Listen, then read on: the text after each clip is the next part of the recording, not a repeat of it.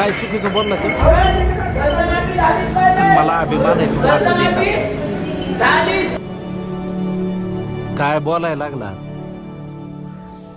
शेतकऱ्याला इज्जत असते होय? या देशातल्या सगळ्यांच्या अशा वागणुकीमुळे एक दिवस देशाची इज्जत तुम्हाला येशीवर टांगायची येईल. तवा सांगणार कोण नसन.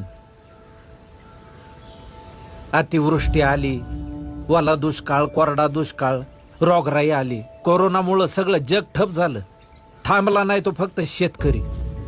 साधं टिकल्याचं पाकिट विकणाऱ्याला विचारलं काय करतो, तो म्हणतो बिझनेस आहे माझा. आणि एका धान्याच्या दाण्यापासून हजारो दाणे बनविणारा शेतकरी बिझनेसमन नाही याची लाज नाही वाटत?